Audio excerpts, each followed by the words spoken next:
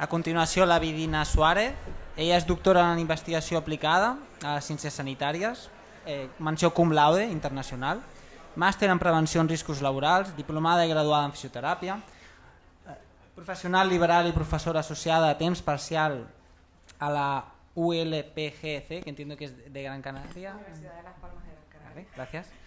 Investigación centrada en la fascia, terapias faciales y ergonomía. Nos hablará sobre el papel de los retináculos en el abordaje de las lesiones neurofascio-musculoesqueléticas del miembro inferior. Muchas gracias, Vidina, cuando quieras. Gracias. Buena tarde a tothom. Y hasta aquí mi catalán, porque estoy un poco nerviosa. Y además mi garganta lleva sufriendo 2 semanas y entonces voy a intentar que me respete en esta ponencia. En primer lugar, quisiera agradecer al Colegio de Cataluña, de Fisioterapeutas de Cataluña, por invitarme aquí. Me hace mucha ilusión estar aquí con ustedes. Y antes de empezar, como acabamos de comer y ha pasado un grande aquí de la fisio como es Eduardo, por lo menos esa es la percepción que yo tengo de ti, vamos a movernos un poquito antes de empezar a introducirnos en materia. Venga, arriba todo el mundo. Venga, damos unos pasitos en el sitio o lo que quieran. Yo les dirijo, ustedes hacen lo que quieran. Nos estiramos un poco hacia un ladito, hacia el otro.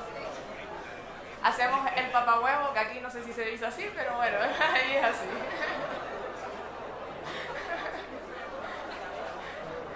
Bracitos en cruz, palmas arriba, ponemos una hacia abajo y la otra arriba y nos movemos un poquito así para estirar un poquito al máximo, ¿vale?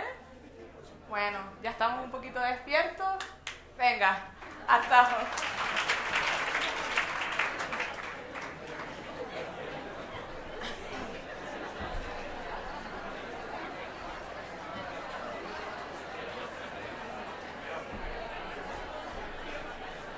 Vale,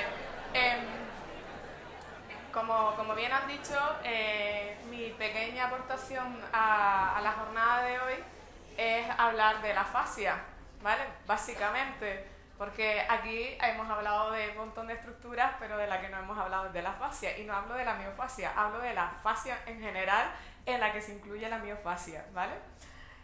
Bien, yo creo que todos conocemos esta definición, es la que estudiamos, de lo que es un retináculo, es la definición del diccionario de la Clínica Universitaria de Navarra. Desde Vesalio ya los retináculos se describían como esa estructura que envolvía a los tendones y los mantenía en el sitio. Esa era la definición clásica. Sin embargo,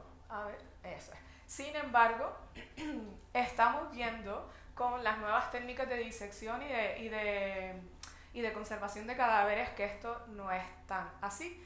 De hecho, hemos pasado de que estos retináculos sean elementos tradicionalmente aislados a que se haya observado que sean una estructura, un reforzamiento del tejido facial, ¿vale? El tejido facial es continuo en nuestro organismo y en este caso lo que supone un retináculo es un engrosamiento de este tejido allá donde es necesario que esté. Además, este engrosamiento va a constituirse y va a tener las líneas de tensión determinadas por el movimiento que nosotros hagamos en el desarrollo. Es decir, los bebés nacen con, digamos, una página en blanco en relación con los retináculos y las líneas de fuerza en general de todo el tejido facial, y estas se van a ir desarrollando y determinando en función de la movilidad que le demos. Y esto ocurre con los retináculos, ¿vale? Así vamos a ver una serie de imágenes anatómicas donde lo que vamos a comprobar realmente es que la fascia es toda una continua, ¿vale? A nivel de miembro inferior y otras estructuras, y vamos a ver que el retináculo simplemente es una parte del tejido que refuerza esa estructura facial, ¿vale? Simplemente es para reforzar el argumento de que esta estructura refuerza, es continua y refuerza estos aspectos. Me da pena porque no tengo el puntero, pero bueno, que no sé si lo ven claro, pero en algunos de los ejemplos se ven muy bien las líneas de tensión que hay en el tejido, relacionadas precisamente pues con el movimiento que haya tenido este cadáver en su vida, ¿no? Especialmente en el tobillo se ve claramente ¿vale? Yo creo que mi ponencia va a ser bastante rapidita, así que mejor. Em, También hemos visto que los retináculos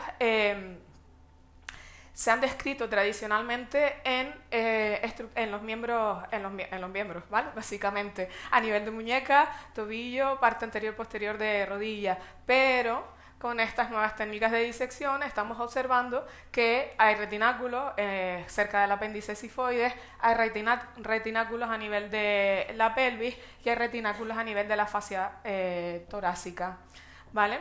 A nivel de tronco. ¿Por qué existen estas estructuras aquí? Pues por lo mismo, porque son reforzamientos del tejido facial que dependen de las líneas de fuerza cuando hacemos un movimiento o los movimientos que hacemos habitualmente. Tenemos la parte anatómica, ya la parte histológica ya nos está diciendo que estas estructuras están formadas por 2 o 3 capas de paquetes de fibra de colágeno, parecidos a las aponeurosis, y que además son un poquito más densas que el tejido conectivo laxo, ¿vale? Suponen ese reforzamiento, esa estructura engrosada que es necesaria en esos puntos anatómicos donde van a estar. Además han descrito 3 capas en muñeca y tobillo, donde la capa interior está constituida por células secretoras de ácido hialurónico, que no es un ácido, por tanto vamos a llamar hialuronato o hialuronan, se ha admitido a la comunidad internacional, ¿vale? Y la capa media, que es un poquito más gruesa, es donde se concentra todo el colágeno y por tanto van a estar presentes más fibroblastos, porque son los productores de colágeno y las fibras de elastina para darle cierta elasticidad a la estructura. Y por último una capa exterior que es un poquito más laxa y donde precisamente tiene que ser laxa porque está vascularizada y tiene que permitir el movimiento del transporte sanguíneo. Es importante saber que el hialuronato está implicado en este tejido, ahora lo veremos por qué. Yo espero que no sea excesivamente técnico en relación al contexto de la fascia, ¿vale? Si después tienen alguna duda me preguntan y profundizamos un poquito más. Entonces, realmente lo que interesa para lo que vamos a hablar hoy es esta cuestión, y es que los estudios actuales están observando que esta estructura es muy inervada.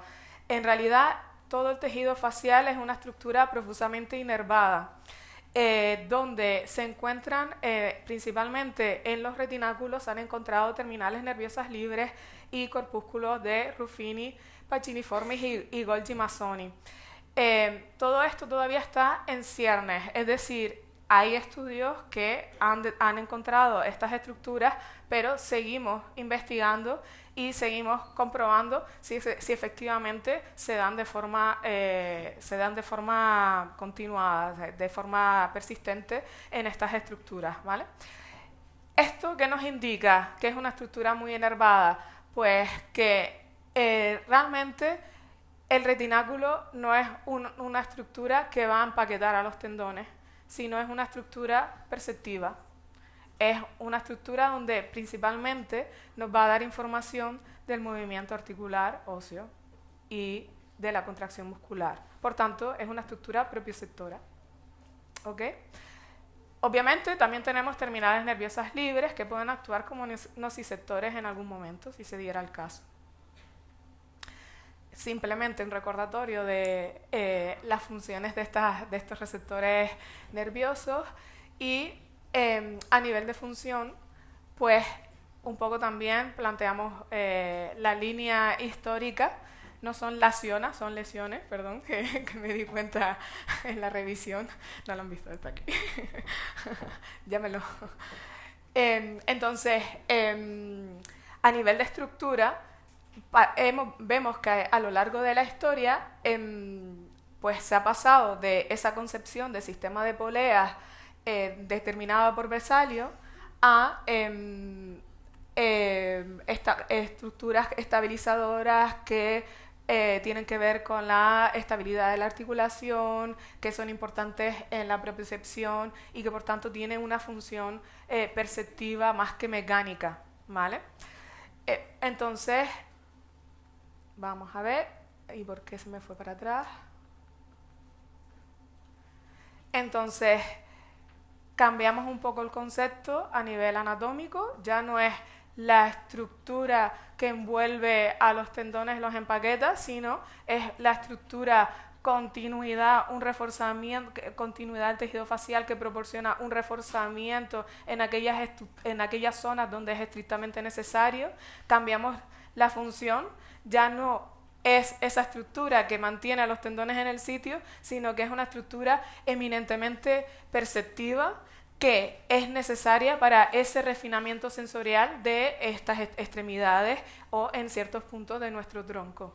Entonces, los retináculos son esas estructuras que van a proporcionar un refuerzo específico donde el estrés va a ocurrir con frecuencia, ¿vale? Esa es la conclusión un poco que sacamos en función de lo que sabemos actualmente de estas estructuras. Y por eso es necesario considerarlos cuando abordamos las lesiones de miembros inferiores o superiores, pero en este caso hablamos de miembros inferiores. Vamos a poner una situación en la que ocurre que alguien tiene una mala alineación ósea o simplemente una marcha normal. Si esto ocurre, va a haber una tracción atípica de la fascia. Recordamos que la fascia cuando nacemos es un papel en blanco que se va a ir conformando sus líneas de fuerza en función de la movilidad que nosotros le estamos dando. Entonces aquí se va a producir una tracción atípica del tejido y por tanto la mecánica y la composición se van a ver modificadas. Esto puede ocurrir también en nosotros los adultos ya desarrollados, ¿vale? Esta tracción crónica puede modificar a nivel de las líneas de fuerza del retináculo, ¿vale? Y puede generar modificaciones a nivel propioceptivo en el tobillo y en la fascia profunda de la pierna. Importante recordar que existe una continuidad facial y que los retináculos como reforzamiento están íntimamente conectados con el resto de la fascia del miembro inferior. Por tanto, cuando algo empieza desde mi tobillo, va a ir trasladándose y va a ir subiendo a la rodilla por compensación. Los cambios de línea de fuerza me van a ir afectando de abajo hacia arriba o a veces, si ocurriese a la inversa, de arriba hacia abajo. Esta alteración de las fibras, estos cambios a nivel de tobillo van a producir una alteración a su vez de las fibras musculares que se insertan en el retináculo. Se van a formar nuevas inserciones, por lo tanto van a cambiar las líneas de tracción y van a haber cambios de distribución en las fuerzas de la fascia profunda a lo largo de todo el miembro, lo cual va a afectar no solo la función del tobillo inicialmente, sino también a la rodilla, que es la siguiente articulación que viene después del tobillo. Y si seguimos, pues esto puede llegar a la cadera, a la zona lumbar y puede llegar hasta el cuello con el tiempo, ¿vale? Entonces, la conclusión que tenemos aquí es que la implicación en un área distante puede afectar a otra área más lejana. Es decir, podemos tener, yo creo que ustedes han tenido casos, y esto es algo de sentido común a estas alturas, de dolor a nivel de rodilla y ese dolor venir de otra estructura corporal cercana. O sea, esto es algo de cajón, pero aquí tenemos una explicación que nos puede ayudar a entenderlo mucho mejor. Y uno de los artículos, de los poquitos que hay por ahora, nos confirman un poco la historia, y es que han observado que en el retináculo lateral de la rodilla hay un aumento de factores de crecimiento nervioso en las personas que tienen esa estructura dolorida, y por tanto es un aumento de estructuras nociceptoras. Esto es un fenómeno que ocurre habitualmente en el tejido facial, con más razón en los retináculos por estar también profusamente inervados, ¿vale? Las terminales nerviosas libres se ven envueltas o intrincadas en el tejido. Lo explico mejor manualmente porque yo creo que es mucho más fácil de entender. Esto quiere decir que Las terminales nerviosas libres bien discurren paralelas al tejido o lo atraviesan. Si el tejido está en tensión, van a tensionar estas terminales nerviosas libres y por supuesto van a estar irritadas y van a estar constantemente enviando señales de dolor al cerebro. Esto, cuando es una situación patológica mantenida en el tiempo, lo que produce es un aumento en número de estas terminales nerviosas nociceptoras, también un aumento en tamaño y por supuesto un aumento en esa información nociceptiva, una irritación constante de esas terminales nerviosas libres.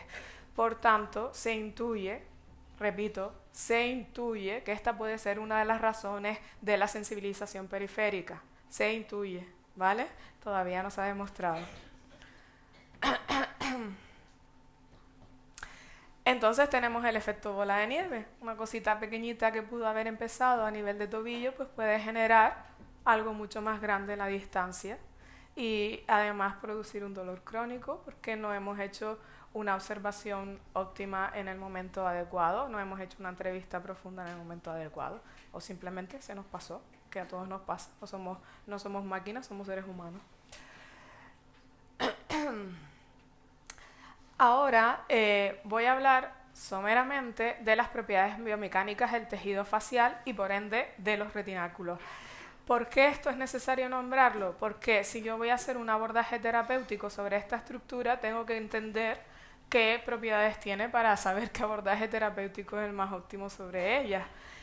Yo no sé si ya conocen, pero bueno, explico rápidamente. El tejido facial es viscoelástico. Tiene una propiedad viscoelástica, esto quiere decir que tiene cierta capacidad de recuperación inicialmente a la aplicación de fuerzas, pero si estas fuerzas son aplicadas en mayor intensidad o en mayor tiempo, van deformándolo hasta llegar a un momento en que pueda romperse. Obviamente hay una fase en la que nosotros podemos intervenir y revertir este proceso. En la gráfica esta lo que nos muestra es que en la tenemos la fase preelástica, que es la normal, es decir, es el funcionamiento normal. Yo estiro y encojo el tejido y el tejido vuelve a su estado inicial. Pero en la fase elástica, cuando ese tejido ha recibido mayor cantidad de fuerza o fuerza más intensa y lo eliminamos la fuerza, el tejido queda ligeramente deformado y en ese proceso hay una eliminación de energía, primero a la ida y luego a la vuelta. Para recuperar esa tensión del tejido tenemos que aplicar energía. Esto es lo que quiere decir básicamente esta gráfica. Por otro lado, tenemos la tixotropía. La fascia es amante, o la teoría de la fascia es amante de los palabras y bueno, es muy fácil de aprender porque como son tan difíciles las palabras, al final te las aprendes rápidamente. Bueno, la tixotropía, como la imagen puede indicar claramente, es la propiedad de una estructura de modificarse en función de la temperatura que recibe, es decir, en estado, si está frío tenemos la mantequilla dura y si está caliente tenemos la mantequilla semilíquida. Pues esto ocurre con el tejido facial y esto se ve muy claramente cuando nosotros calentamos antes de nuestra actividad física para que haya menor fricción en el tendón y su vaina. Por ejemplo, es una aplicación de lo que es la tixotropía. A continuación tenemos la tensegridad o biotensegridad cuando es aplicada en nuestro contexto, pero dentro del mundillo se utiliza indistintamente una u otra. Es un término que viene de la arquitectura y lo que quiere decir que es que una estructura tensegrítica tiene un equilibrio entre sus estructuras tensiles, sus estructuras que generan tensión y sus estructuras que generan compresión. Estas estructuras están distribuidas en forma de triángulo, como pueden ver en la imagen del centro, ¿vale? Que es tridimensional en triángulos y los elementos más gruesitos son los elementos compresores, las líneas más finitas son los elementos tensores. Una estructura tensegrítica es estable por sí misma si las tensiones y las compresiones están en equilibrio. Es tan interesante esta estructura que en la NASA han desarrollado robots con esta estructura para que se puedan mover por superficies irregulares, porque si caen de una altura elevada, el robot, la estructura absorbe la fuerza y no se deforma. Eso es lo que ocurre en nuestro tejido facial. Y lo que les decía, las fuerzas van a traccionar siempre en direcciones opuestas y siempre tienen que estar en equilibrio. Cuando el equilibrio se rompe, hay disfunción y posteriormente patología. Luego tenemos otro palabra que es la piezoelectricidad. A todos nos suena cuando estudiamos los ultrasonidos, ¿no? Que es una propiedad de los cristales que tienen de cambiar su polaridad a partir de un estímulo. El colágeno, que es la proteína más abundante en el tejido facial, se comporta como un cristal líquido y por tanto tiene esa capacidad de transformar su potencial eléctrico a partir de un estímulo mecánico. Disculpen que no les dije que todas estas propiedades biomecánicas se dan a partir de estímulos mecánicos de compresión o de tracción, ¿vale? En este caso, el colágeno cambia su polaridad y transmite la información a partir de ese estímulo. Se podría decir que se conforma una pequeña autopista de información a través de este estímulo piezoeléctrico. Tenemos ya por último, el último palabra, la mecanotransducción, que es la capacidad de la célula de percibir su entorno y adaptarse a él mediante cambios, ya sea de forma o de producción de proteínas y estas cositas. Es más a nivel microscópico. Entonces, una vez tenemos clara un poco cómo se comporta la fascia y en este caso los retináculos como reforzamiento de este tejido facial, vamos a intentar entender cómo se enferma esta estructura, cómo se vuelve disfuncional. Y era importante que tuvieran en cuenta el hialuronato por esta razón. Y es que el tejido facial y los retináculos, por ende, recuerdan que estaban distribuidos en varias capas. Estas capas, para que haya un movimiento óptimo, tienen que deslizarse entre sí también de forma óptima. Y el elemento que está entre esas capas para facilitar ese deslizamiento es el hialuronato. No es lo mismo. Si yo tengo dos folios, ese es el ejemplo que me daban en Italia en mi formación, ¿vale? Yo no lo veía claro, pero yo lo voy a utilizar y si ustedes lo ven claro, pues mejor. Ya me lo explican después a mí. Bueno, el profe decía que no es lo mismo poner aceite entre dos papeles que poner miel entre dos papeles. Y yo decía, es que en ambos el papel va a absorber el producto, o sea que da igual, pero bueno, la idea, el concepto es ese, ¿no? De entender que el hialuronato se va a comportar como lubricante entre las capas faciales para facilitar el deslizamiento entre ellas. ¿Qué ocurre con esta molécula? Que es muy narcisista, pero a la vez también ama el agua, es decir, se ama a sí mismo o ama el agua. Si en su entorno hay agua, se une al agua y entonces es poco viscoso y permite ese deslizamiento óptimo de las capas. Sin embargo, si en su entorno no hay agua, pues se une a sí mismo, se genera una macromolécula de hialuronato y se vuelve más denso. Y entonces ahí tenemos la miel entre los folios, ¿vale? Ya no podemos deslizar las capas entre sí y se formaría un punto de densificación. Eso es lo que ocurre habitualmente en el tejido facial cuando se vuelve disfuncional. Y me preguntarán, ¿y por qué no hay agua en el entorno? Pues por diferentes circunstancias, porque las cargas han cambiado y realmente no ha podido producirse un intercambio metabólico óptimo en el entorno y no llega el agua a la zona, pues porque han cambiado las cargas, porque he mantenido posturas durante largos periodos de tiempo, he realizado movimientos repetitivos, me he dado un golpe o me han operado y tengo una cicatriz. Ahí van a cambiar las cargas en esas zonas. Este es un esquema un poquito para entender el proceso de endurecimiento del hialuronato y por tanto de densificación del mismo. Entonces, contamos con esa continuidad anatómica y funcional del tejido facial y por ende de los retináculos como reforzamiento de este tejido.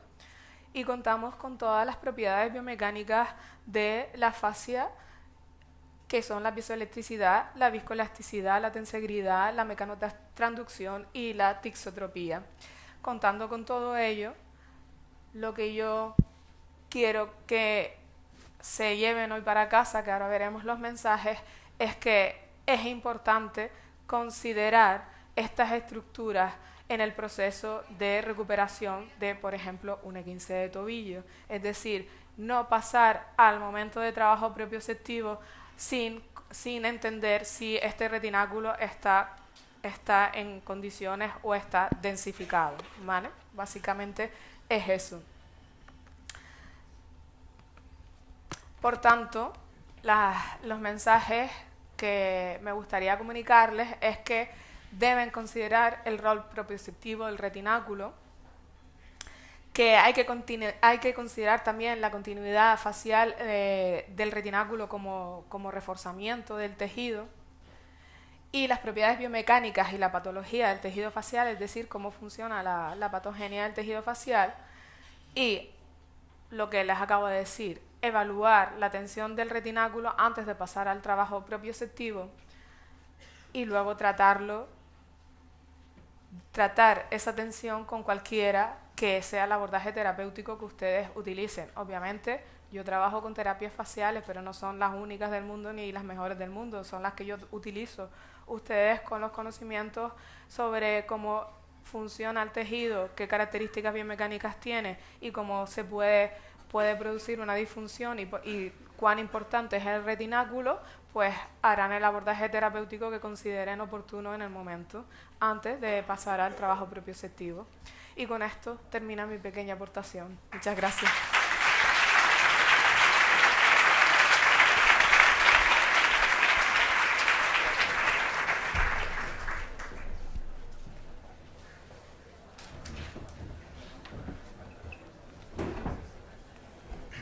Muy bien, gracias Vidina por tu presentación. I com és costumbre, doncs procedemos al turno de preguntes. Qualsevol pregunta que tingueu per la Vidina sobre la seva presentació. Mira, per allà al final sembla que hi ha alguna pregunta. Fem una aquí davant primer i després el company a última fila, si us plau. Adelante. Muchas gracias, ha sido muy interesante, me has aclarado dudas que tenía. Tengo una duda que a veces no sé bien cómo enfocar. Si yo pongo las manos en un paciente, intento seguir el movimiento de la fascia, pero veo que en una zona, ya sea de tobillo, de cualquier zona anatómica, no noto que hay movimiento, ¿cómo enfocarías? ¿Qué es lo que harías para dirigirlo? ¿O cuándo retirarías las manos? Cuando te refieres a poner las manos sobre un paciente, ¿te refieres a que trabajas Es terapia de inducción? una escucha del movimiento de la fascia. Vale, pues si no se mueve es que no es necesario tratarse o la comprensión no ha sido la suficiente.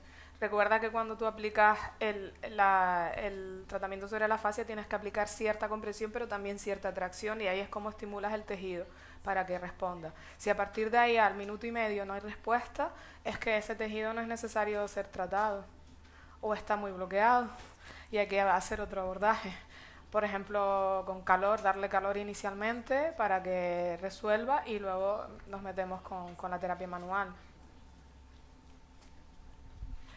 ¿Te ayudo o te complico más la vida? Bueno, yo pensaba que tenías como que dirigir un poco el movimiento para que empezara a moverse. Hasta donde yo sé, tú no diriges nada. Vale. Tú estás ahí solo para estimular el tejido y el tejido es el que responde y simplemente lo sigues, hasta donde yo sé. A lo mejor me equivoco. Bueno, yo he hecho un curso, pero necesitaría profundizar un montón, o sea que... No lo sé. Yo, por lo menos esa es la formación que yo tengo. A lo mejor es que como ahora hay tantas formaciones y hay tantos puntos de vista, pues a lo mejor estamos hablando de cosas diferentes, incluso abordajes diferentes, ¿vale? Yo estoy hablando desde la terapia de inducción miofacial, por ejemplo, que es una de las que trabajo. Vale. Gracias. Vale, gracias. Por ahí al final teníamos una pregunta.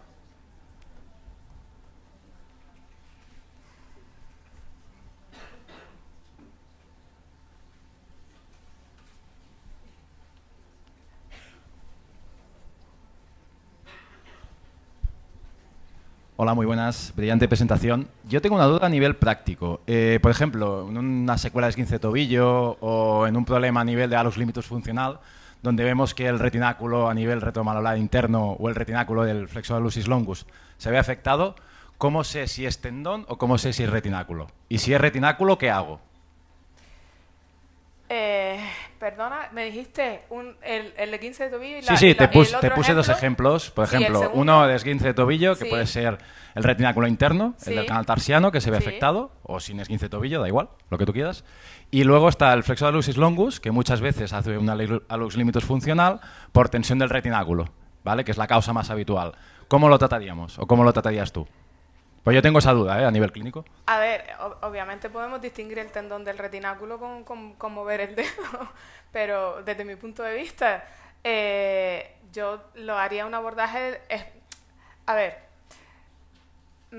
yo trabajo con terapias faciales principalmente, es decir, o terapia de inducción miofacial o método Stecco. Entonces, el método Stecco, que es el que aplico principalmente, hace un proceso diagnóstico y trabaja sobre donde encuentra la restricción, no se va a local.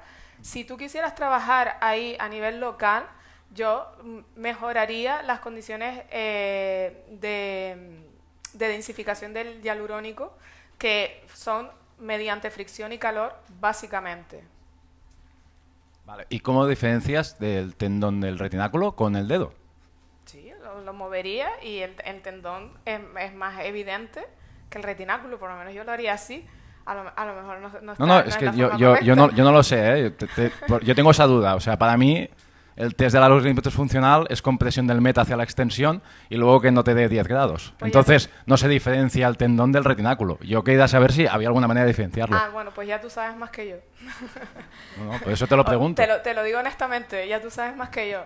Vale. Es que yo no me voy a local, yo me voy a... No, claro, la duda es si aparte del trabajo a nivel de terapia manual, como tú me dices, que estoy súper de acuerdo, es si hay protocolo de ejercicios, si se va a irritar más o no se va a irritar más si hago una terapia excéntrica. Esa es mi duda.